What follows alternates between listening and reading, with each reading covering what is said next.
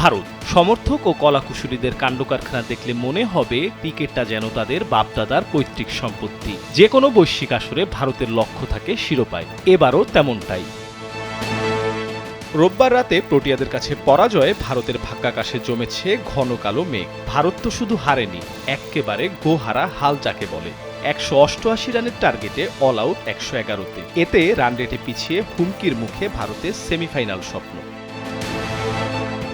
ভারতের সামনে বাকি দুটি ম্যাচ, প্রতিপক্ষ জিম্বাবুয়ে ও ওয়েস্ট ইন্ডিজ। ধরা যাক এই দুই ম্যাচ জিতল ভারত, প্রয়োজনে একটু সুবিধাও নিল, অর্থাৎ আম্পায়ার পক্ষে থাকলেও বৃষ্টিতে মাঠ না শুকালেও অন্য দলকে ব্যাটে নেমে যেতে হলো, এই এমন আর কি। তারপরও কি সেমিতে যেতে পারবে ভারত? সেই শঙ্কা উড়িয়ে দেয়া যাচ্ছে না।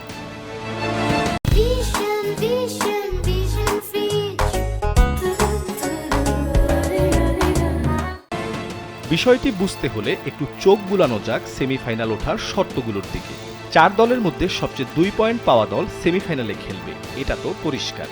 যদি একাধিক দলের পয়েন্ট সমান হয়, সেক্ষেত্রে যে দল বেশি ম্যাচ জিতেছে তারা উপরে থাকবে। পয়েন্ট ও জয় উভয়ই সমান হলে নেট রান রেটের মাধ্যমে নির্ধারণ করা হবে অবস্থান।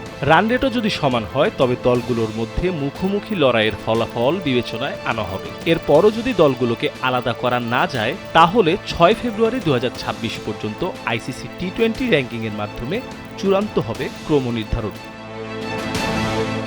ভারত সর্বোচ্চ কত পয়েন্ট পেতে পারবে সেটি এখন স্পষ্ট।